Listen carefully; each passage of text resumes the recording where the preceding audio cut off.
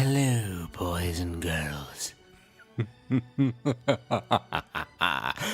Oh, it's a good day to see you once again. This episode of PSVG will have some delicious spoilers. So, if you haven't already played the game, then you may want to steer clear. Unless, of course, you're like me and you just want to have it all. In that case, enjoy.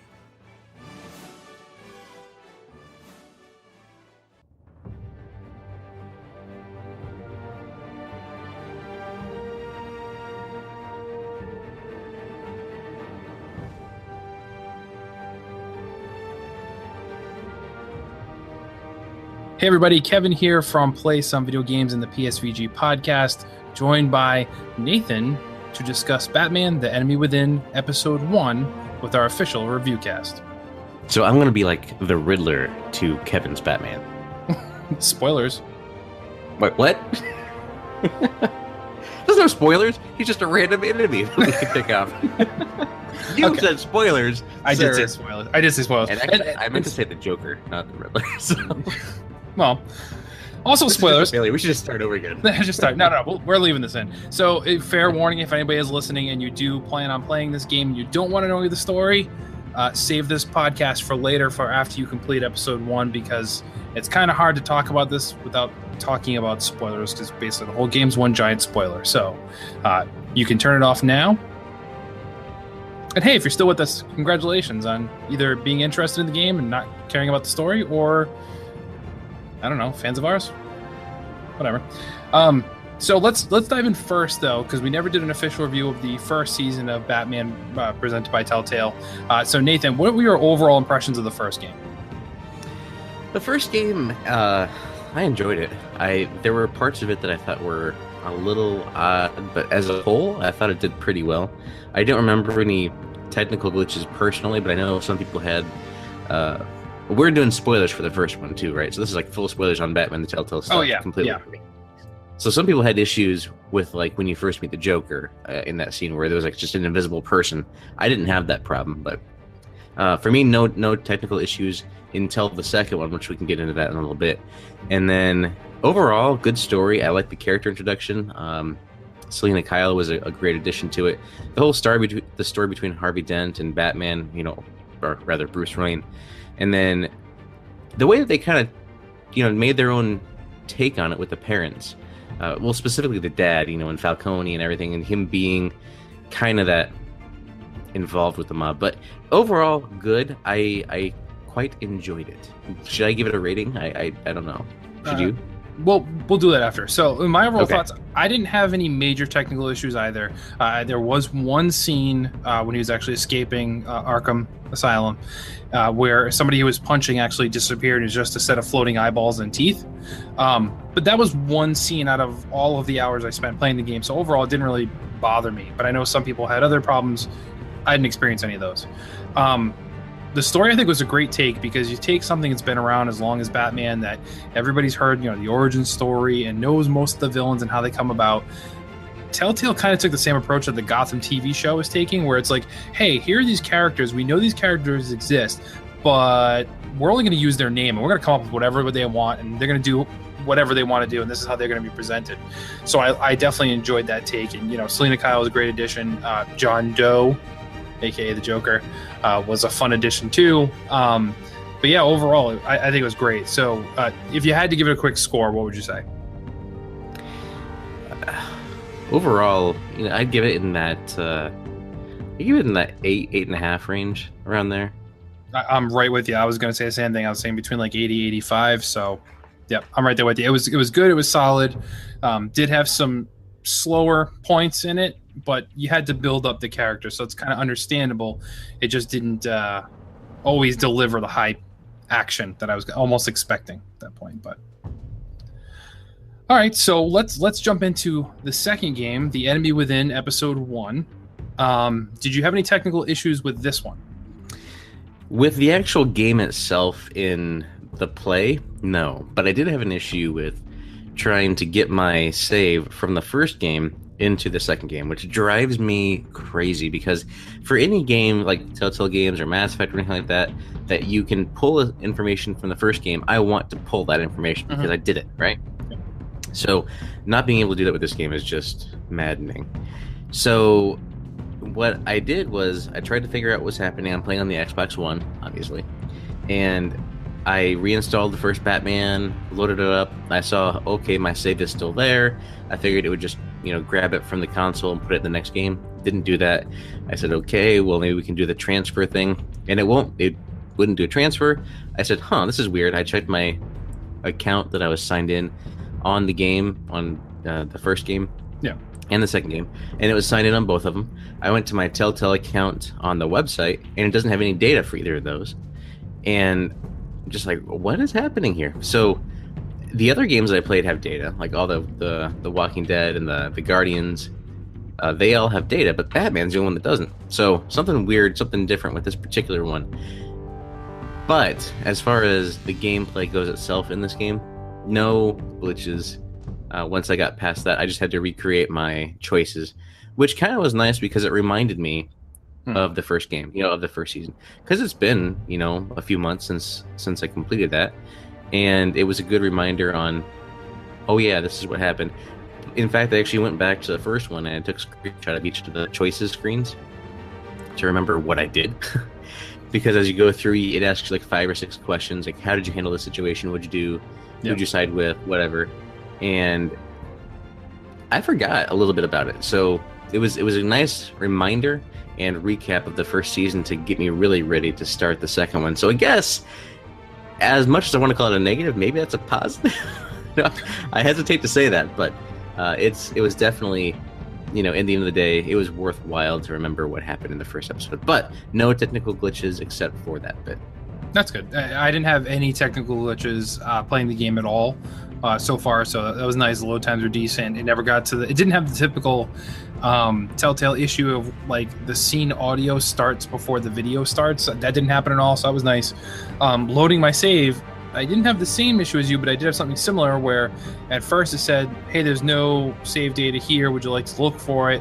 So I clicked the little link to say look for it, and it said no data found.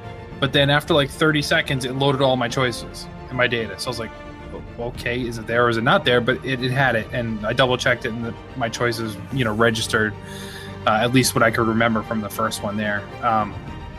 There hasn't been too much in this story really to double check as to whether or not my choices affected it too much, I think. There were a couple, at least 2 things that harkened back to the first episode, or the first series. One of them talked about your either restraint or whatever with Falcone. At one point, I think Gordon was talking about that. That's right. And there was something else that someone mentioned, or someone said something about Selena or Catwoman. I can't remember if it was Alfred or something like that, or maybe when you looked in. I think it's when you looked at your museum of yeah, I think that might have been what it was too.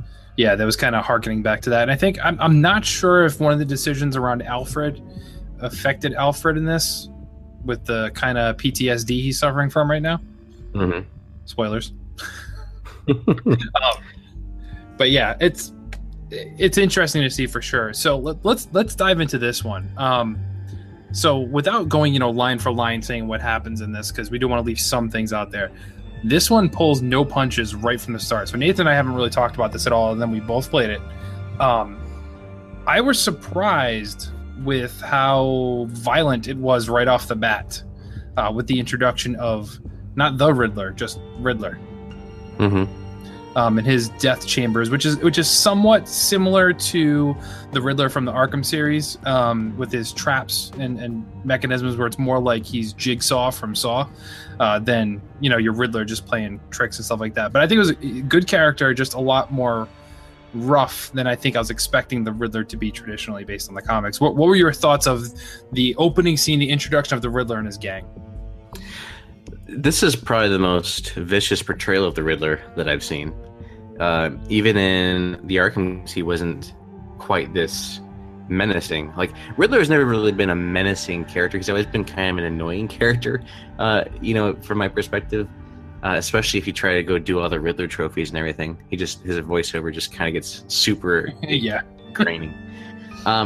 But thinking of the on-screen portrayals of the Riddler so far, that I can just pull from my head, you got the Jim Carrey in the movie, which definitely completely not this character. No. You have the animated series Riddler, which was kind of menacing, but this portrayal, an older Riddler that existed before Batman. Again, they're kind of taking that liberty, but I thought it was portrayed really interestingly. I wasn't expecting me to really care about them. I figured they would have the Riddler as a throwaway villain, but as this particular episode progresses, you realize how good of a villain he actually is in this universe and in this portrayal. And I liked him. I liked him as a villain, as a foil. For the first episode, it was really strong. A lot of times with these first episodes for Telltale, they are strong. Yeah. And this one had two things. Well, no, I'm not going to go into it. Go ahead. What did you think of the Riddler? Same as you. I think this was great. Much like how they took a villain, traditional villain from Batman, like they did with the Penguin in the first one, kind of turned it on its side and said, okay, we're just going to ratchet it up a bunch. Because same thing, Penguin in previous iterations of him wasn't a direct threat most of the time, but here he was, where he was, and they still mention him in this game as a terrorist, where he was much different than he was. Riddler, same thing. Like you said, I wasn't expecting to be this brutal or this violent right off the bat with his death chambers or kill chambers, whatever they were calling it in the game. But he just goes right after people, and it's a major task for Batman. But it was interesting to see that in this universe, it's become more and more clear that instead of the villains appearing because of Batman's existence, it does seem like he is just drawing these people back to Gotham or back to him in a more menacing form. So once we get past the initial scene of the Riddler, we're not gonna, like I said, I don't want to go line for line and spoil everything that's there. We see the introduction of another character I was totally not expecting to be in this game, and that was Amanda Waller, head of, in this game, what they're calling the agency. Yeah. I did not see that coming at all. Great portrayal, very similar to her DC EU persona, I think, where she's a hard ass. She's going to be tough. You don't really want to cross her path because she's going to do whatever it takes to get the result she wants. But it creates a significant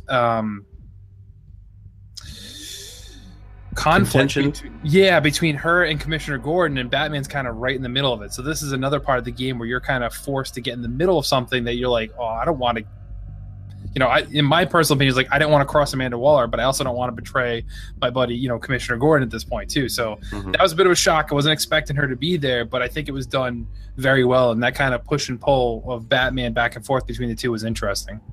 There is one particular scene when Amanda Waller was questioning you after the whole thing there. And, in Telltale Games, I hardly ever choose silence as an option, but Batman sometimes just doesn't respond. So one of the things she asked you a question, and I did silence as an option, and then the next option was grapple away. I was like, yes, that would just be exactly what happens. I grappled away. I don't think I did anything silent, but I did grapple away right away instead of responding. I'm like, nope, out of here. I mean, that's total Batman. That's like, I'm not talking to you. I'm grappling. I don't even know who you are. Gordon and him have a history. So Waller just coming in off the street being like, you got to report to me now. Batman's like, nah, I don't think so. Yeah. But it's interesting. Yeah, I mean, it's interesting how this progresses and how you have to make those decisions, because it's not always black and white, especially with, what you want to do and how you want to save people as this goes on. You might have to make a decision that you don't necessarily want to make, and it's going to make someone angry that you don't want to make angry. So they did a good job, like, writing this as a whole. They definitely did. So the Riddler was basically attacking a mob boss. I forget his name. Do you remember his name in the game? Maury? Is it Maury? Inconsequential mob boss number 2.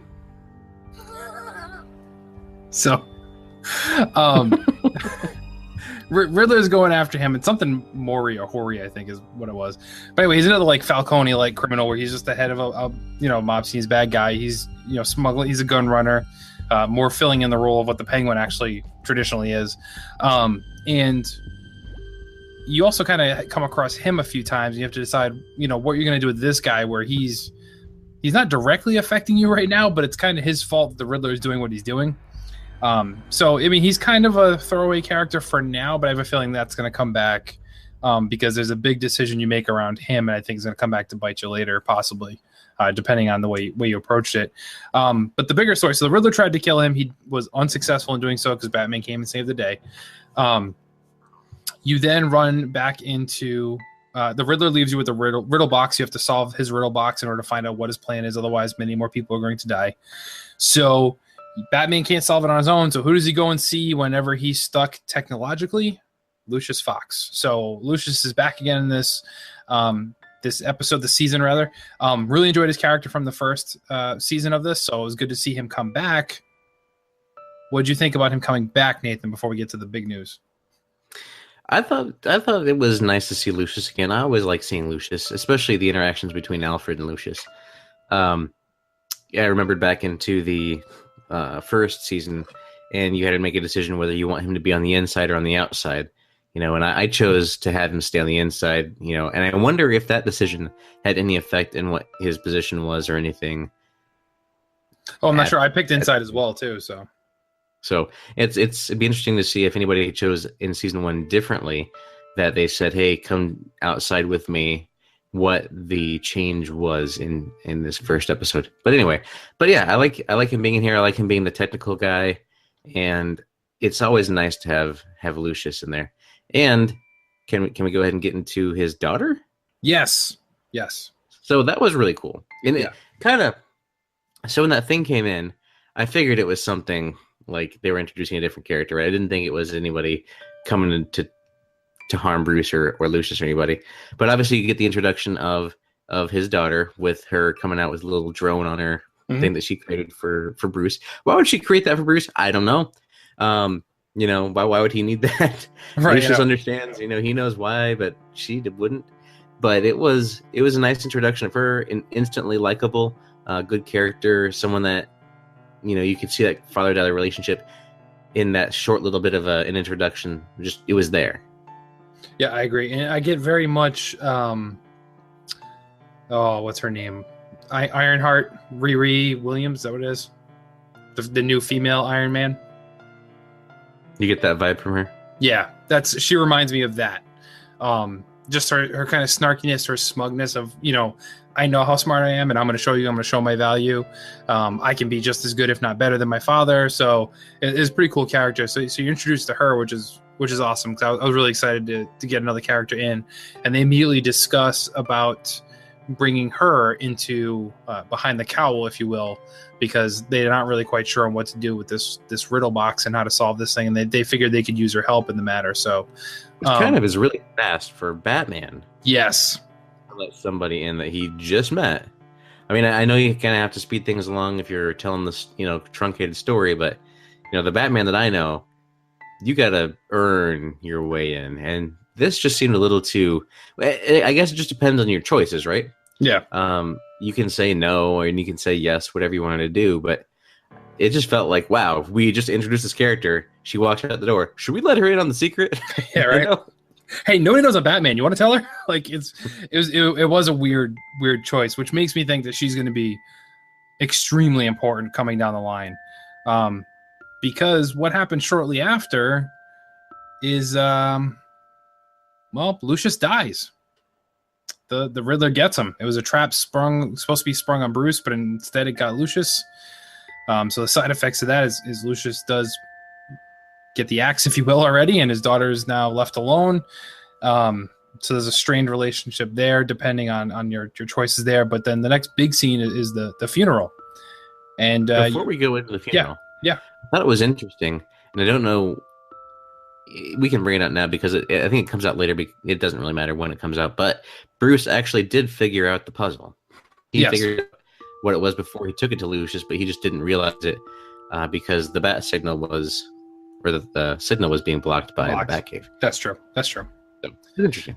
So yeah, basically Riddler, what it does is this beacons some missiles to come and attack whoever has the device in its solved position, which at the time was Lucius. So it hit lower floor in Wayne Tower, and killed Lucius on the spot there. Which this plays a pretty big deal in a couple of scenes to follow as well. Totally. So yeah, you're at the funeral, obviously paying your respects, and you approach Lucius's family to, say, I'm sorry for your loss, et cetera, et cetera. And then you're kind of left with the choices of, well, I know my father was working on something and we never saw him all the time. He was never home. And, you have the decision to say, whether his work was important or he could have been home if he wanted to. Do you tell the truth as to what happened? Is it a result of what you were having him do that killed my father, et cetera, et cetera. Now, I chose to be honest with her. I don't know if you chose the same way. I, along with you and 85% of the players, told Tiffany that you were involved in Lucius's death. Yeah, and that didn't go over well at all. As you would expect. Yeah. Kind of a bummer because then you kind of felt playing the game that like, oh, Lucius is gone, but that's okay. I still have his daughter, and she'll fill in that gap. And yeah, she's not talking to you. She's actually out to get you at this point and find out what you're really up to. Even though you tell her, I promise I'll tell you the truth, but not here, kind of deal. And then the funeral mass begins at that point, and you're greeted by an old friend sitting in the back of the church, none other than John Doe, aka the Joker. So, were you a little bit shocked to see the Joker appear at this inopportune time, Nathan? No, it's the Joker. That's when he comes. I mean, it makes perfect sense because I think Waller or somebody else before this, there was a scene. She mentioned that he was free. Yeah, and there was a scene with a couple other agents that were questioning Bruce about John Doe, and so it made sense that he would appear at some point during this episode. So it didn't really surprise me. It was really early, but it was perfect the way that they put him in there. It just perfect fashion for that character. Yeah, this Joker's interesting because so far, at least, he's very odd. He's very different. He's socially awkward. It's not like he's deliberately doing things. He just doesn't know how to live, essentially. He's very awkward around other people. His act. I don't know. I don't know yet. I think it's all one big joke. Maybe. I'm a little perturbed, but yeah, he is very much in the vein. He wants to be Bruce Wayne's friend. He wants that friendship. He needs somebody on the outside. He's involved with a group of people that he's, they don't really specify who at this point, but it's really important that Bruce Wayne goes and meets them, and will you do it? And you find out that he actually might be able to get you a lead on where the Riddler is. So it's kind of up to you whether you want to use him or you don't want to trust him and then kind of follow him around or spy on him or whatever the case is there too. So I was a little bit torn because I almost felt like I should trust him, even though clearly you're playing this game and you're like, it's the Joker. I should not believe or follow a single thing he says, but I don't know what it is with this Joker. It kind of makes you feel like he just wants a friend. Like I know it's gonna come back at the end, whether it's the end of this season or whatever. It's gonna haunt you, but it's almost like I didn't see a better option other than to let's see where this goes. Let's see what he leads me on to, as opposed to just blowing him off. Yeah. At the end of this episode, it shows you, your choices, and it also shows your relationship with different characters. Yeah. My relationship with the other characters is not very great at this point, but my relationship with the Joker, he's ecstatic. He's very happy with me right now. Which is not a good place, you'd think. You'd think that's not what you want to be, but I don't know. It is just clearly directing you in that direction. So the next big scene, without going line for line, you do eventually track down where you think the Joker is, and you find a water tower. The Riddler. And the Riddler's water tower, where he supposedly is hiding, and that is one big death chamber with multiple different puzzles you have to solve in a quick fashion. Just you and Commissioner Gordon at this part. So this was a really cool scene. I enjoyed this one. I was figuring there's going to be something of this magnitude done there. Just wasn't sure it was going to happen like that, and I thought it was pretty innovative the way they did it. What was your overall impressions of the kill room, if you will? Oh, I loved the way they presented it. This was perfect Joker fashion. This is what I would expect from the Riddler. You did it now too. You know what? You did it to me. Perfect Riddler fashion. This is what I would expect from that character in many of the other Batman iterations. And the presentation of the room, it tied in a lot really to the Arkham games where he has that detective mode, as well as in the last season he had this where he kind of looks at the crime scene and puts it all together. I thought it worked out really well. Really good way to tell that story. And there's also a bit of humor in there too, where there was a part where Batman was like, I'm going to go in here and I'm going to look through this glass. Although I was wondering, that door looked like it was open enough that he could just go behind the door and look through the glass and see what. That's what I thought too. I'm like, I feel like you didn't have to close that all the way, Batman.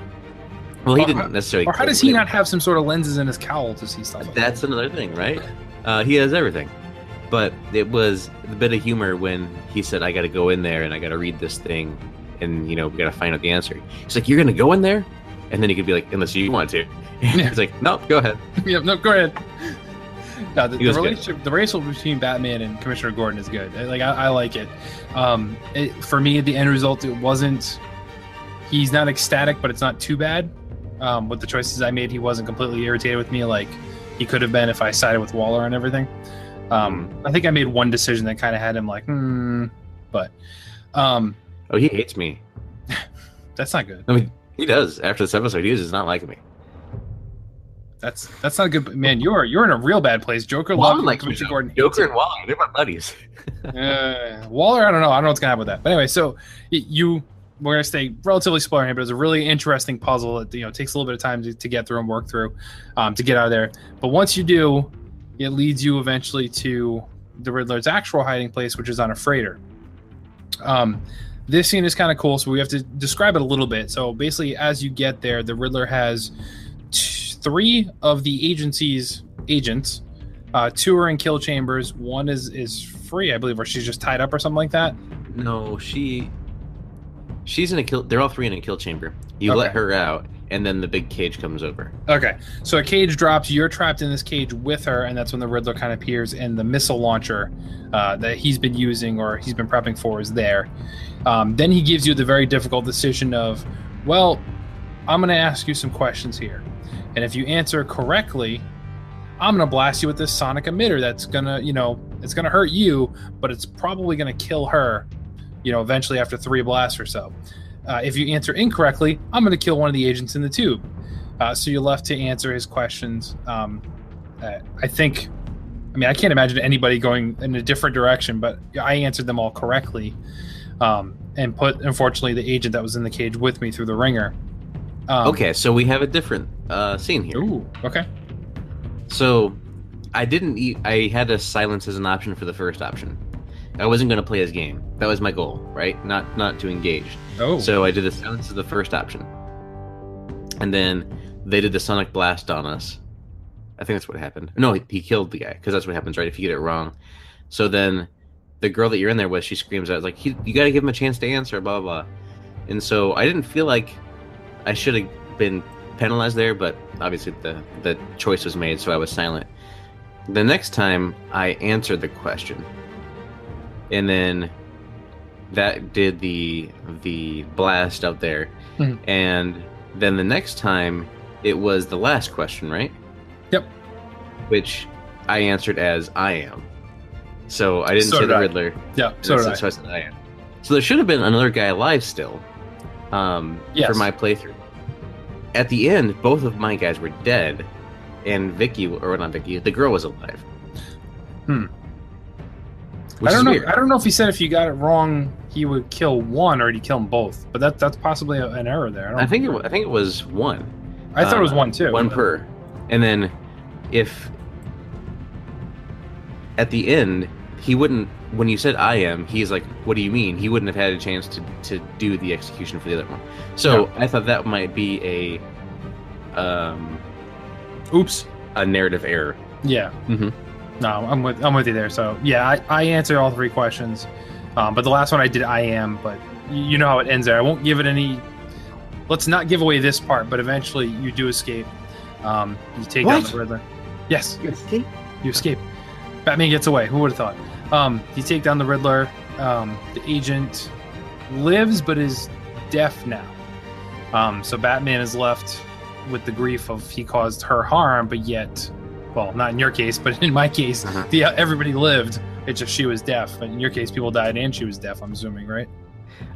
She was still talking to me, so I don't think she was deaf yet. Oh, you never got something where they said she was deaf? Because she was talking, and I mean, Batman was talking to her, and like, this isn't your fault, this is his fault, blah blah blah. So yeah, she wasn't deaf. All right, so that's a different thing then too. So because of the third blast, she actually lived, but she was deaf now. Huh. Yeah, so like everything Batman was talking to her, and she just wasn't hearing him at all. So interesting. Okay, so that's another different point there that we kind of diverged paths there. But so you take down the Riddler. Riddler is down. You're about to make sure he's going off to Arkham, and he gets a dart in the neck and dies. It doesn't say who did it, but I mean, there's only one person that could do that. he kept saying, the Riddler kept saying as this was going on, that his friends were supposed to be there to watch this. So this super group or whoever else these other villains are were there actually observing but not participating in the activity. So, it's kind of implied it could be somebody from that faction, or it could have been the Joker, because the Joker clearly has it out for Riddler. I'm pretty sure it was someone from that group, because the Joker probably has control of that group, and I bet it was Deadshot. Ooh. That'd be interesting. Okay. We'll see how wrong I am next time. Who knows? That's a good call, though. Because I don't think the Joker himself would be good enough to hit somebody with a No, dart. definitely not. He would throw a bomb at him with chattering teeth or something. But yeah, Right. So either way, Riddler is dead, so another body count. So this villain that they introduced with a bang dies in the same episode. They didn't even give him more than one episode, which was surprising. And then you're left to confront with Amanda Waller finally arriving on the scene, basically tearing Batman and Commissioner Gordon a new one. I'm not sure. I'm assuming this happened in your playthrough. Commissioner Gordon was relieved of his position, and Nope. Amanda Waller took charge. No. So, Ooh. Gordon's still a commissioner. He doesn't like Batman, though. But I am working with Waller. Okay. More So, closely. all right. So my decisions was to try and stay loyal to Gordon, but I was trying to take the blame of what happened. Mhm. And Amanda Because I Waller did the said, interrogation as Batman. That interrogation scene, I was Batman. "Oh, okay. I didn't do that one. I went to the casino and went with the guy." Aha. The crime lord. Okay, so we're kind of divergent. So there is a choice at one point in the game where you can either interrogate Riddler's second in command, or you can go back and talk to the mob boss that Riddler tried to murder. So I went the route that I went and talked to the mob boss as Bruce Wayne. So you went a different way. Mhm. I guess because I took that route, I stayed okay with Commissioner Gordon, and not aligned with Amanda Waller. But in my story, Commissioner Gordon was relieved of being commissioner. He still works for the police department, but he was taken down a peg, and Amanda Waller has control of the entire GCPD at this point, plus her agency. So she's kind of taking over and basically says, whether I like it or not, I'm going to be working closer with her. And then she drops the bombshell, which I'm assuming she said in yours, maybe, that she knows Batman is A Bruce certain Wayne. doctor. Oh, yeah, at the very end, too. Yes, she goes, I know, where you've been up to, Bruce Wayne. But yes, she also makes mention of a certain doctor we're all familiar with here. It's Harleen Quinzel is out and about, so we will see Harley Quinn for sure. Yeah, I assume the friends that Joker talks about include Harley and Deadshot. So I'd be curious to see who anybody else would be, but those are two of my guesses. Yeah, that would be good. But then I feel like the Joker would know Harley from before. This is a whole new thing. Who knows? That's true.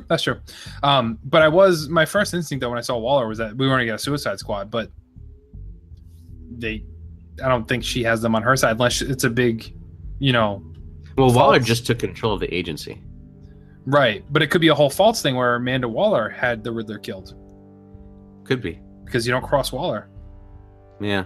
Who knows? But, I mean, we went different paths to get there, and he died in both of our playthroughs, so I think that's just a thing that's going to happen. Yeah, that's true. But, so yeah, we had a little bit different variations there with what was going on, so it's interesting. Can I read my choices that were summarized at the end? Yes, go right ahead. So we already talked about me and 85% of the players told Tiffany that you were involved with Lucia's death. As I did. You and 85% of players confessed to Gordon that Lucius was an ally. I did as well.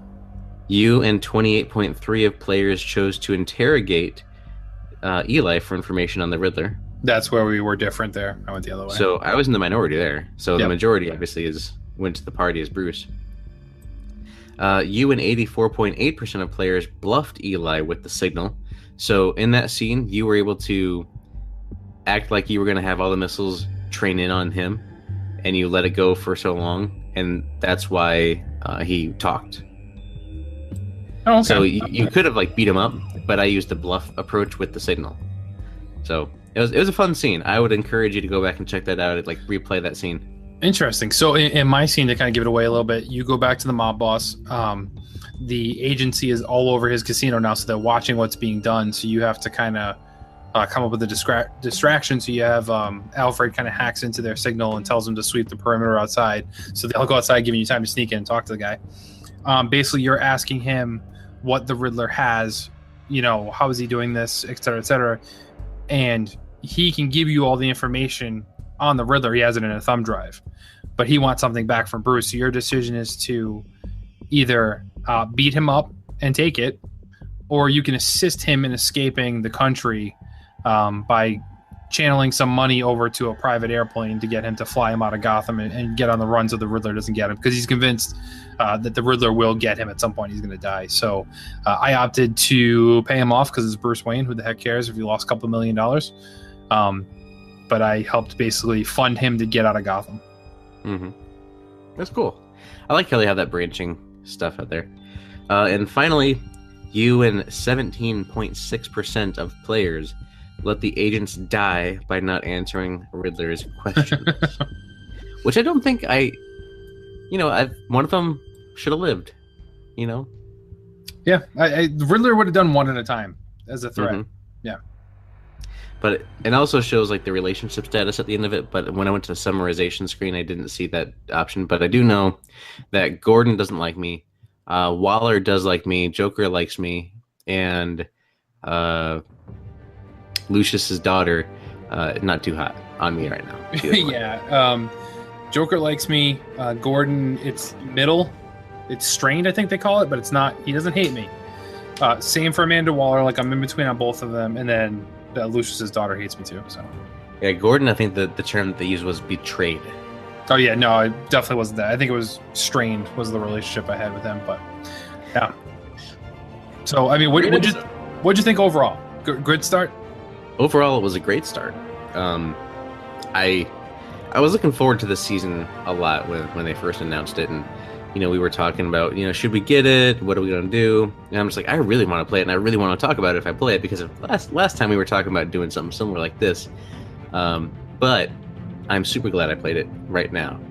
That story is fantastic. I'm glad it wasn't spoiled for me. Hopefully, dear listener, if you're listening to this, that you have already played it, and we didn't spoil it for you unless you wanted to be spoiled. In that case, well, here you go. But it was a great start. Great writing, great voice acting. No technical issues to take you out of the game, out of the experience. Difficult decisions. Great. This was just great. So if I was to give this a particular rating, I would give this a 9. Yeah, I was thinking the same as I think. I was going to say 90 or a 9, so I'm right there with you. It was a great start. Started off big, very big. It was excellent. The decisions were tough. Had to think about what I wanted to go with, and obviously we made different decisions. Where I think we were mostly in our discussions about the first one, we were kind of along the same lines in most of the first one. Mm-hmm. But this one, we're already starting off in different paths. So definitely a good start. Now, I'm liking it. So yeah, 90, I guess, is our official score of episode 1. So woo! If you're listening, this is going to be the first of many. We're going to go through the whole entire series, the two of us, because Nathan talked me into buying it. I initially was going to wait as well, but then he's like, hey, let's do this together. I'm like, oh, you really twisted my arm there. Really hard decision. Okay, yes, let's do it. So yeah, couldn't wait. Glad you talked me into it, Nathan. Love Batman, and this is a great start to another good season. When I made that decision to talk to you, it said Kevin will remember that in the top left of my HUD. Yes. And our relationship status is good currently. So you don't feel betrayed? Awesome. No, I'm not betrayed. So thank you everybody for tuning in and listening. Remember, hit up the website, playsomevideogames.com for all your gaming needs. Thanks for listening. Have a great night.